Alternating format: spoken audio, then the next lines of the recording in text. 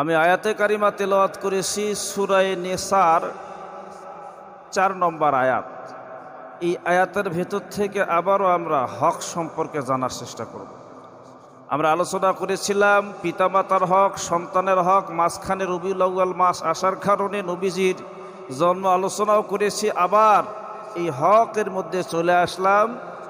আজকে আমরা আলোচনা করব স্বামী স্ত্রীর হকের ব্যাপারে। স্ত্রী হিসেবে স্বামীর কাছে কয়টা হক রয়েছে, স্বামী হিসেবে স্ত্রীর কাছে কয়টা হক রয়েছে, এগুলো আমরা অনেকে জানি না। আজকে জানার চেষ্টা করব, আমার তৌফিক ইল্লা বিল্লাহ। আজকে আমরা জানব স্ত্রীর হক সম্পর্কে। আল্লাহ পাক বলছেন, লিবাসুল লাকুম ওয়া আনতুম লিবাসুল লাহুন। স্ত্রীরা স্বামীর পোশাক আর স্বামী স্ত্রীর পোশাক। আল্লাহ এই কথা কেন বললেন? স্বামী স্ত্রীর পোশাক, স্ত্রী স্বামীর পোশাক। এই কথার অর্থ হলো স্বামী স্ত্রীর মধ্যে পারস্পরিক মহব্বতটা অন্তরের স্থল থেকে হতে হবে। স্বামী স্ত্রীর মহব্বত গভীর যত হবে, যত মহব্বত বেশি হবে, আল্লাহর রহমত বরকত ওই স্বামী স্ত্রীর সংসারে নাজিল হয়। সুবহানাল্লাহ কোন। যেই স্বামী স্ত্রীর মধ্যে পারস্পরিক মহব্বতটা গভীর, যদিও ওই সংসারে স্বামীর ইনকাম কম থাকে, এরপরেও আল্লাহ পাক ওই স্বামী স্ত্রীর সংসারের মধ্যে রহমত নাজিল করতে থাকে। আর একবার কোন সুবহানাল্লাহ। তাহলে স্বামী স্ত্রীর মহব্বতটা কেমন থাকা লাগবে? গভীর। তো অনেকে স্বামী স্ত্রীর মধ্যে অমিল, ঝগড়াঝাটি সব সময় লেগেই থাকে। এরকম আছে না? সব সময় লেগেই থাকে। বন্ধুগণ আমার, আল্লাহ বললেন ওয়াশিরুহুন্না বিল মারুফ। স্ত্রীর হক হলো ভালো আচরণ এবং সুন্দর বাসস্থান তৈরি করে দিতে হবে। আর স্ত্রীর জন্য সবচেয়ে বড় হক, ১ নম্বর হক হলো স্ত্রীর মোহরানার অর্থ পরিশোধ করে দিতে হবে। মোহর এটা ফরজ। যারা মোহরানার অর্থটা এখন পর্যন্ত পরিশোধ করে নাই, লক্ষ্য করে দেখবেন, নিজের বিবেককে প্রশ্ন করে দেখবেন। বিবাহ হয়ে গেছে, ছেলে সন্তান মেয়ে সন্তানের বাবা হয়ে গেছে, নাতিপুতি হয়ে গেছে, এখন পর্যন্ত স্ত্রীর নিকট মোহরানার টাকা বাকি আছে। কি কথা ভুল বলতেছি? মোহরের অর্থটা এখন পর্যন্ত আদায় করা হয় না। অথচ আল্লাহ পাক বলছেন এই মোহরের অর্থটা স্ত্রীকে ফরজ হিসেবে দিয়ে দাও, ফরজ হিসেবে। কত বড় কথা! আর এই মোহরের অর্থ আমরা গুরুত্বই দেই না। বিবাহ করে নিয়ে আসছি, ভরণ পোষণ করতেছে, আর কি দরকার? কথা এরকম না বাইরা আমার। মোহরের অর্থটা স্ত্রীর সবচেয়ে বড় হক। এই মোহরের অর্থ যদি দেয়া না হয় আর স্ত্রীও যদি খুশি মনে মাফ করে না দেয়, কিয়ামতের দিন বিচারের ময়দানে জিনাকারের কাতারে দণ্ডায়মান হতে হবে। আল্লাহ বলছেন ওয়াতুন নিসা সাদকাতিহিন্না নিহলা ফাইন طبنا لكم عن شيء منه نفسا فكلوه هنيئا مريئا। আল্লাহু আকবার কোন। আল্লাহ বলছেন তোমাদের স্ত্রীদের মোহরের অর্থটা ফরজ মনে করে দিয়ে দাও। কি মনে করে? ফরজ মনে করে দিয়ে দাও। আর এই স্ত্রী পরিপূর্ণভাবে মোহরের অর্থ পাবার পর ওই অর্থ থেকে যদি তোমাকে কিছু দিয়ে দেয়, তা থেকে আনন্দ সহকারে সেটা তোমরা ভোগ করতে পারো। স্ত্রীর মোহরের অর্থ পরিপূর্ণ পরিশোধ করার পর স্ত্রী যদি সেখান থেকে তোমারে কিছু দেয়, তা থেকে আনন্দ সহকারে তোমরা ভোগ করো, এতে কোনো সমস্যা নাই। কিন্তু মোহরের অর্থটা স্ত্রীকে অবশ্যই অবশ্যই দিতে হবে, এটা হলো ফরজ। আমাদের দেশে এই মোহরের অর্থ পরিশোধ হয় না পরিপূর্ণভাবে, কিন্তু ডিমান্ডের টাকা, যৌতুকের টাকা আগে পরিশোধ হয়। কথা বলেন ঠিক না বেঠিক? এই এলাকার মধ্যে ডিমান্ড নিয়ে বিয়ে দেওয়া লোক আছে না নাই? সব জায়গায় মোটামুটি আছে না নাই? আছে। অথচ মোহরের অর্থটা ফরজ, বিশাল আয়োজন করলো, বিবাহের জন্য বিশাল অনুষ্ঠানের আয়োজন করলো। এই বিবাহের জন্য একজন উকিল নিযুক্ত করা হলো। উকিল ওই কন্যার কাছে যাইয়া ডেকে বলে, গান্নার পরে নানিবাসী মোহাম্মদ আব্দুল করিমের প্রথম পুত্র মোহাম্মদ আব্দুল সবর, তার মোট মোহর 2.5 লক্ষ টাকা নগদ, মাত্র নাকফুল বাবদ 2,500 টাকা, বদ বাকি টাকা বাকি রাখিয়া মা তুমি এখন কবুল কর। এরকম না? উকিল এরকম কয় না? 2.5 লক্ষ টাকা, 3 লক্ষ টাকা মোহর, 5 লক্ষ টাকা মোহর, নগদ আদায় হচ্ছে মাত্র নাকফুল বাবদ 2 থেকে 2,500 টাকা, আর বদ বাকি টাকা বাকি রাখিয়া তুমি তাকে স্বামী শর্তে কবুল করো। বলো মা আলহামদুলিল্লাহ কবুল। উকিল এরকম কয় না? চিন্তা করছেন, সমস্ত টাকাই বাকি, মাত্র 2,500 টাকার একটা নাকফুল, নাকফুল বাবদ 2,500 টাকা, বা নাকের ফুল নিয়ে আসলো। আমার ভাইয়েরা, তাহলে সমস্ত টাকা যখন বাকি হয়ে গেল, মাত্র 2,500 টাকা বুঝিয়া পাইল। এবার এই স্বামী বউ বাসার মধ্যে নিয়ে যাবার পর, রুমের মধ্যে আর প্রবেশ করে না। রুমের ভেতরে বউ বসে আছে, কিন্তু রুমে আর প্রবেশ করে না। কারণ হুজুরেরা ওয়াজ করছে যে মোহরানার টাকা যদি পরিশোধ করা না হয়, স্ত্রীও যদি খুশি মনে মাফ করে না দেয়, কিয়ামতের দিন জিনাকারের কাতারে দাঁড়াইতে হবে। দীর্ঘ সময় ঘরের দরজায় স্বামী দাঁড়ায় আছে। স্ত্রী মনে মনে চিন্তা করতেছে, কি ব্যাপার, আমারে কি পছন্দ হয় নাই? উনি ভেতরে আসে না কেন? এক পর্যায়ে দীর্ঘ সময় কেটে যাবার পর স্ত্রী, নতুন মানুষ, লজ্জাকে ভেদ করে ডেকে বললেন, আপনি ভেতরে আসেন না কেন? আমারে কি পছন্দ হয় নাই? এবার ওই স্বামী ডাক দিয়া বলে, বিবি রে, হুজুরের কাছে ওয়াজ শুনেছি, মোহরের অর্থ যদি পরিশোধ করা না হয় আর তুমিও যদি খুশি মনে মাফ করে না দাও, কিয়ামতের দিন আল্লাহর দরবারে ধরা খাওয়া লাগবে। এই জন্য আমি রুমের মধ্যে প্রবেশ করি না। এইবার স্ত্রী তো নতুন মানুষ, কি করবে? ডেকে বলে, স্বামী আমার, আপনার এই মোহরের অর্থটা আমি মাফ করিয়া দিলাম। ওই সময় যে স্ত্রী আসলে পরিপূর্ণভাবে মন থেকে আপনাকে মাফ করে দিছে, আসলে কিন্তু মাফ করে দেয় নাই। কথাটা ভালো করে বোঝেন। ওই যে সময় নতুন মানুষ নতুন অবস্থায় কি করবে? উপায় না পেয়ে বলে যে আমি স্বামী আপনাকে মোহরের অর্থ মাফ করে দিলাম, কিন্তু আসলে পরিপূর্ণভাবে মন থেকে মাফ করেন না। কেমন করি একটু বোঝেন ভাইরা আমার। এই স্ত্রীর সঙ্গে দীর্ঘ সময় সংসার করার পর স্বামী স্ত্রীর মধ্যে টুকিটাকি একটু ঝগড়াঝাটি লাগে, কে লাগে না? সবারই লাগে। আমি হুজুর, আমারও লাগে। বোঝেন না এই কথাটা? টুকিটাকি একটু ঝগড়া ফাসাদ লেগে থাকে। এখন এই ঝগড়ার মাধ্যমে যদি আপনি একটু ফাইজলামো করেও বলেন যে স্ত্রী, তোমাকে নিয়ে আমার সংসার করার আর সম্ভব না, তুমি বাবার বাসায় চলে যাও, ওই যে মোহরার অর্থটা আগে চাইয়ে বুঝুন। কেন? আপনি যদি বলেন যে তুমি না আমারে বাসুর ঘরে মোহরের অর্থ মাফ করিয়ে দিছো, এখন মোহরের অর্থ চাও কেন? তখন স্ত্রী বলবি, বাসুর ঘরে আমি নতুন মানুষ, উপায় না পেয়ে বলেছি মাফ করিয়ে দিলাম। ওটা কি আসলে আমি মাফ করেছি অন্তর থেকে? অন্তর থেকে মাফ করি না, আমাকে মোহরের টাকা বুঝিয়ে দিতে হবে। কথা বোঝেন নাই? তাহলে বুঝা গেল যে স্ত্রীরা আসলে মোহরানার অর্থটা পরিপূর্ণভাবে মাফ করে দেয় না, এটা দিতে হবে, ফরজ আল্লাহ বলেছেন। ভাইরা আমার, এই মোহরটাও আমাদের দেশে করা হয়। এমন একটা মোহরের অর্থ নির্ধারিত করা হয়, কিয়ামত পর্যন্ত এই মোহরের অর্থ পরিশোধ করতে পারবে না। 5 লাখ 10 লাখ টাকা মোহরের অর্থ করা যাবে না। আপনার সাধ্য অনুযায়ী মোহরের এমন একটা অর্থ নির্ধারিত করতে হবে, এই মোহরের অর্থটা যেন আপনি পরিশোধ করতে পারেন। কথা বোঝেন নাই?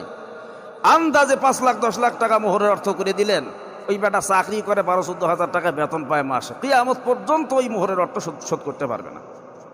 বন্ধুগণ আমার, এই জন্য মোহরের অর্থটা সাধ্যের মধ্যে নির্দিষ্ট পরিমাণে মোহরের অর্থ নির্ধারিত করতে হবে। আর এই মোহর যখন নির্ধারিত সাধ্যের মধ্যে নির্ধারিত করবেন, ধীরে ধীরে ওই মোহরের অর্থটা পরিশোধ হয়ে যাবে। স্ত্রীর কাছে স্বামী কখনো ধরা থাকবে না। কথা বলেন ঠিক না বে ঠিক? বন্ধুগণ আমার, মোহরের অর্থ দিতেই হবে, কোনো মাপ নাই, এটা মাপ হবেও না। আপনি আজকে না পারেন স্ত্রীর সঙ্গে আলাপন করবেন, বিবি রে তোমার এই মোহরের অর্থটা আমি আজকে পরিপূর্ণ দিতে পারতেছি না, আমি তোমারে ওয়াদা দিলাম, খাঁটি ওয়াদা দিলাম, তোমার এই মোহরের অর্থটা আমি পরিশোধ করে দেব। আমি নিয়াত করেছি তোমার কাছে, খাঁটি ওয়াদা দিলাম, এই মোহরের অর্থটা তোমার আমি মেরে খাবো না। আল্লাহ বলছেন অবশ্যই এটা ফরজ মনে করে দিতে হবে।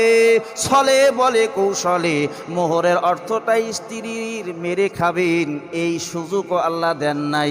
আল্লাহ বলেন ইয়া আইয়ুহাল্লাযীনা আমানু আমওয়ালাকুম বাইনাকুম বিল বাতিল। আল্লাহ বলেন ইমানদারেরা খবরদার, কারো সম্পদ তোমরা অন্যায়ভাবে বাতিল পদ্ধতিতে মেরে খাওয়ার চেষ্টা করিও না। যদি কারো সম্পদ বাতিল পদ্ধতিতে ভোগ করো, কেউ দেখলো না, কেউ জানলো না, একজন দেখে একজন জানে, বলেন তিনি কে? ইন্নাল্লাহা সামিউন বাসীর। কেউ যেটা দেখেন না, কেউ যেটা শোনেন না, সেটা শোনেন কে? সেই আল্লাহ রাব্বুল আলামিন বলছেন কারো সম্পদ অন্যায়ভাবে বাতিল পদ্ধতিতে ভোগ করার আমি আল্লাহ সুযোগ নাই।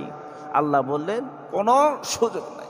তাহলে মোহরের অর্থটা কি? পরিপূর্ণভাবে পরিশোধ করতে হবে।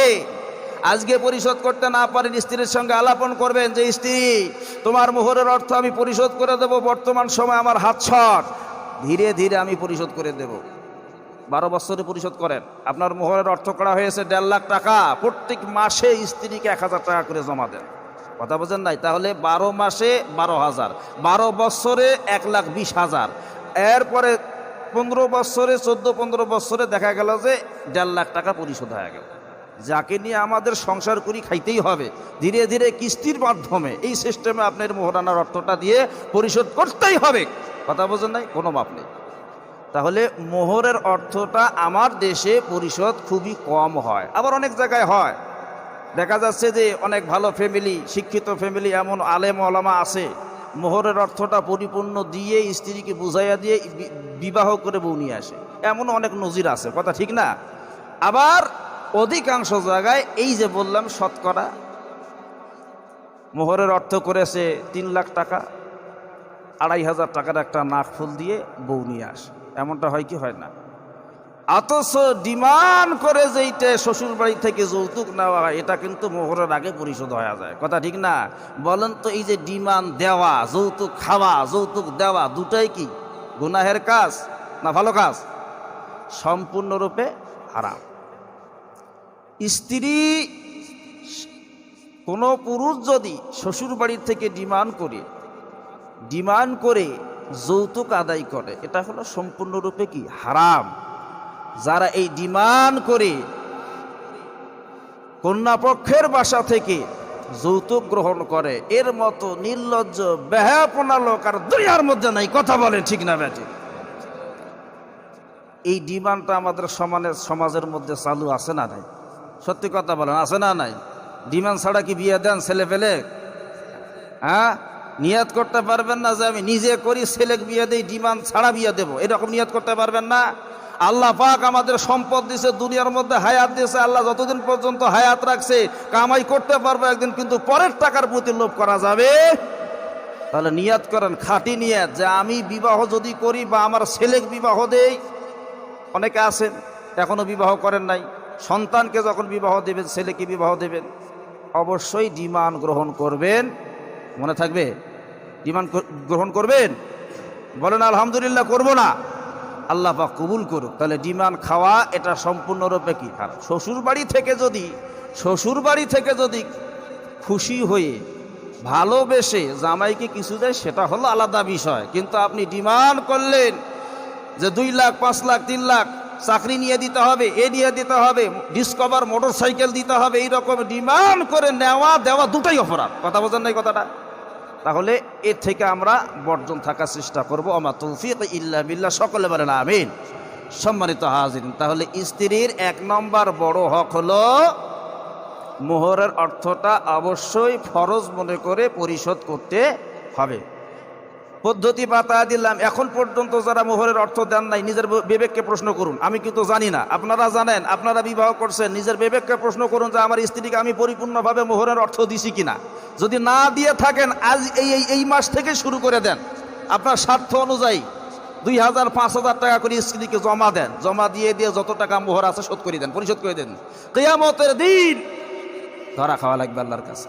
এইটা হলো স্ত্রীর হক। আপনি নামাজ পড়লেন, রোজা রাখলেন, হজ করলেন, ইসলামের যাবতীয় বিধানকে মান্য করলেন, কিন্তু স্ত্রীর মোহরানার টাকা দিলেন না, ধরা খাওয়া লাগবে আল্লাহর কাছে। কথা বোঝেন নাই? এটা সবচেয়ে বড় হক স্ত্রীর।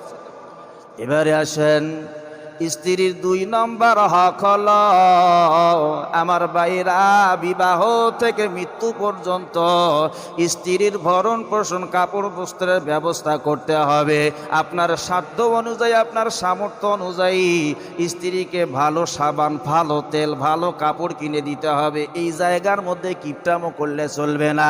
আপনার সামর্থ্য আছে দামি সাবান, আপনার সামর্থ্য আছে দামি তেল, আপনার সামর্থ্য আছে দামি কাপড় কিনে দেওয়ার, অল্প দামের কাপড় কিনে দেবেন, এটাও ইসলাম মানে না। এই জন্য স্ত্রীর এটা 2 নম্বর হক হলো, স্ত্রীকে অবশ্যই তার প্রয়োজনীয় জিনিস, আসবাবপত্রগুলো কিনে দিতে হবে। আর স্ত্রীকে সুন্দর বাসস্থান, পর্দার ব্যবস্থা করে রাখতে হবে। অনেক যুবক আছে, দেখবেন যে নতুন বিবাহ করছে, বিবির একটা ছবি তুলছে মোবাইলের মধ্যে, একবারে খুব সুন্দর কইরে ঝকঝকা কইরে ছবি কইরে একবারে ফেসবুকের মধ্যে স্ট্যাটাস দেয় যে আমার নতুন বউ দেখেন। কি এরকম হয় না? ফেসবুকের মধ্যে যুবক নতুন সুন্দরী বউ ও তালে পায় না, কয় যে আমি একাই দেখবো কেন, গোটা বাংলার মানুষ দেখুক। ফেসবুকের মধ্যে একবারে সুন্দর একটা ছবি তুলে ফেসবুকের মধ্যে আপডেট দেয় যে আমার নতুন বউ দেখেন। এটা হলো নির্লজ্জ যুবক। যেই যুবকেরা নিজের বউ, নিজের বোন, নিজের মায়ের ছবি, মহিলা মানুষের ছবি বেগানা পুরুষের সামনে প্রদর্শন করায়, এটা হলো দায়ুস মার্কা পুরুষ। আর দায়ুসের জন্য আল্লাহর জান্নাত নেই, জাহান্নামে যেতে হবে। কথা বলেন ঠিক না বেঠিক? সুতরাং ফেসবুকের মধ্যে মহিলা মানুষের ছবি ছেড়ে দেওয়া যাবে না, হোক আপনার বউ, হোক আপনার মা, হোক আপনার বোন। কথা বোঝেন নাই? অনেক যুবক আছে বিভিন্ন অনুষ্ঠানে বিবিকে নিয়ে যায়, শরীয়তে যেই পর্দা জায়েজ নাই ওই পর্দায় করায়, ওঠ পালিশ ঠোঁট পালিশ যাবতীয় মেকআপ করিয়া অনুষ্ঠানের মধ্যে নিয়ে যায়। আর এই যুবক মনে মনে বলে, জিন্দেগিতে এত সুন্দর একটা বউ পাইলাম, শুধু আমি কেন দেখবো, আরো 10টা লোকের দেখায়। এই জন্য অনুষ্ঠানের মধ্যে নিয়ে যায় বেপর্দা কইরে। বন্ধুগণ আমার, যেই স্বামী স্ত্রীকে পর্দার মধ্যে রাখতে পারলো না, যেই স্বামী স্ত্রীর এই হক আদায় করতে পারলো না, কিয়ামতের দিন বিচারের ময়দানে আল্লাহ যদি ওই স্ত্রীকে ধরে, স্ত্রী তুমি কেন বেপর্দা হয়ে ঘুরছো, ও স্ত্রী ডেকে বলবে, আল্লাহ, যার সঙ্গে আমার বিবাহ হয়েছে আমার স্বামী আমারে পর্দা করার, বেপর্দা করার তাগিদ করে নাই, বিভিন্ন অনুষ্ঠানে আমারে বেপর্দা করে নিয়ে গেছে, আমার ছবি তুলে ফেসবুকের মধ্যে আপলোড দিয়েছে, আল্লাহ আমার কোনো দোষ নাই। ওই স্বামীকে কিয়ামতের দিন বিচারের কাঠগড়ায় দাঁড়িয়ে জবাব দিতে হবে। সুতরাং যারা এই যে স্মার্টফোন ব্যবহার করেন যুবকেরা, খেয়াল রাখবেন, খবরদার, নতুন বিবাহ করে আসছেন, বউয়ের ছবি ফেসবুকের মধ্যে যেন আপলোড না হয়। ভাইরা আমার, এটা হলো 3 নম্বর হক। এবার 4 নম্বর হক হলো, স্ত্রী স্বামীর অবর্তমানে, স্বামীর সমস্ত মাল সামানাগুলো হেফাজত করবে আমানত স্বরূপ। স্বামীর গোটা শরীরটা, স্ত্রীর অঙ্গ প্রত্যঙ্গ, গোটা শরীরটাই হলো স্বামীর আমানত। এই শরীরটা, এই অঙ্গ প্রত্যঙ্গটা অন্য পরপুরুষের কাছে প্রদর্শন করা যাবে। অনেক মহিলা বলে যে দেবরের কাছে কিসের পর্দা, সে তো আমার স্বামীর ভাই হয়।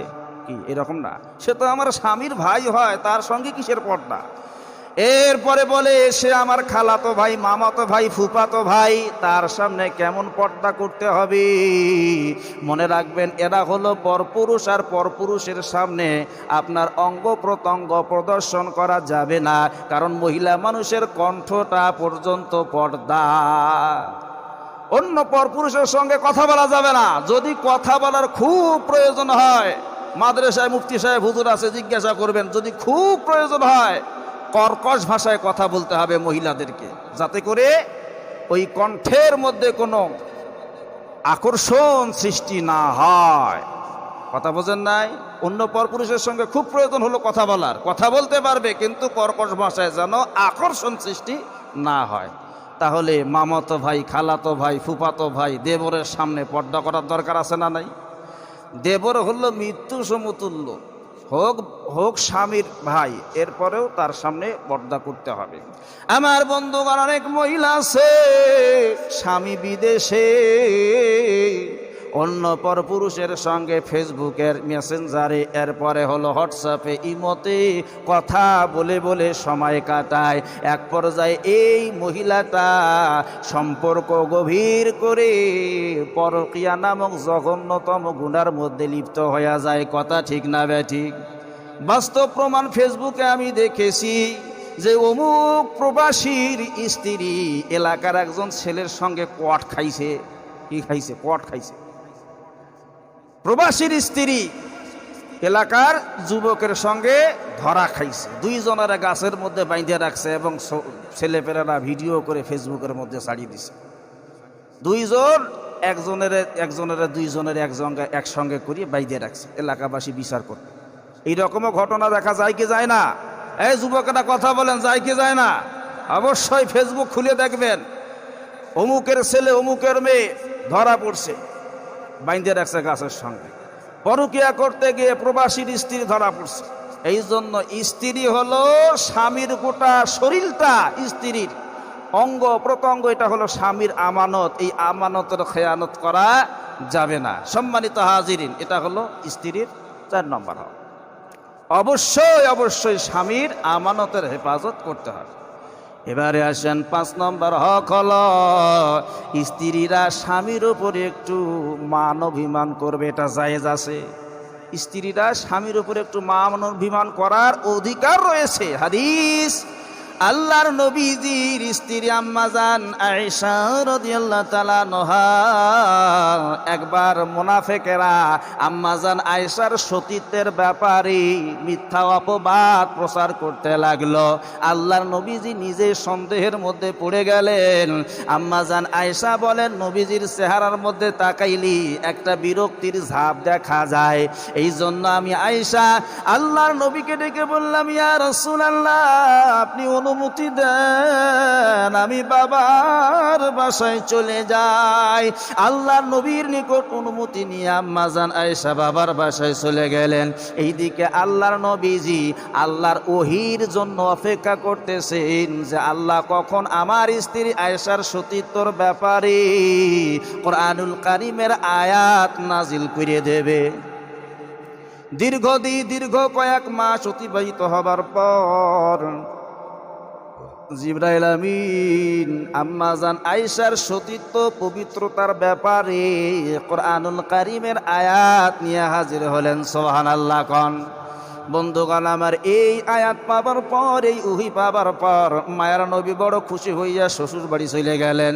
যাইয়া আম্মা জান আয়েশাকে ডেকে বলেন, আয়েশা, শুকরিয়া আদায় করো মুহাম্মাদের, যে মুহাম্মাদের রব তোমার পবিত্রতা, তোমার সতীত্বের পবিত্রতার ব্যাপারে কোরআনুল কারীমের আয়াত নাজিল করে দিয়েছে। সুবহানাল্লাহ কোন বন্ধুগণ আমার, এবার আম্মা জান আয়েশা বড় অভিমান করেছি, ডেকে বলতেছে, কেন আমি মুহাম্মাদের প্রশংসা করব, যে আল্লাহ রাব্বুল আলামিন আমার সতীত্বর ব্যাপারে আয়াত নাজিল করেছি, আমি সেই আল্লাহর প্রশংসা করব। সুবহানাল্লাহ কোন।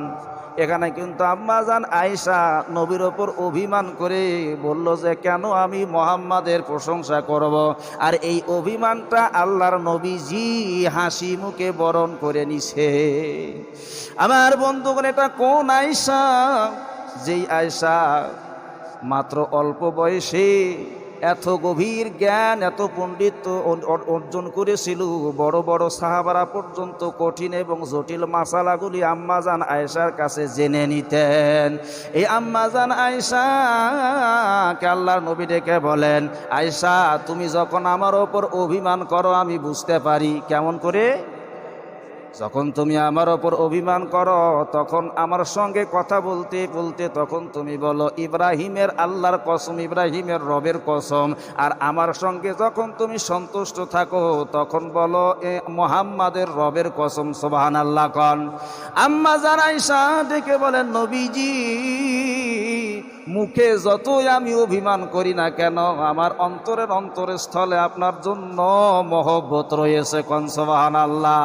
তাহলে স্বামী স্ত্রীর মহব্বতটা অন্তরের অন্তরস্থল পর্যন্ত হতে হবে, তাহলেই আল্লাহর রহমত বরকত নাজিল হবে। আল্লাহ নবীজিকে সাহাবারা প্রশ্ন করলেন, নবীজি স্ত্রীর হক কি? আল্লাহ নবী বলছেন, তুমি যা খাবা তাই তাকে খাইতে দিবা, কাপড় বস্ত্রের ব্যবস্থা করে দিবা, খবরদার তার মুখমণ্ডলে আঘাত করিও না, মুখমণ্ডলে আঘাত করিও না। এরপরে তাকে ঘর থেকে বাহির করে দিও না, অকথ্য ভাষায় গালিগালাজ করতে পারবে না। অনেক এরকম পুরুষ আছে, ভুল তো মানুষেরই হয়, স্ত্রীর যদি একটু সামান্য ভুল হয় অকথ্য ভাষায় গালিগালাজ করে, এমন পুরুষ আছে না? নাই? স্ত্রীর একটু ভুল পাইছে, বাপরে বাপ, বিভিন্ন রকমের ভাষা, যেই ভাষাগুলো আপনি জানেন এমন কিছু কিছু ভাষা প্রয়োগ করে স্ত্রীকে গালিগালাজ করে।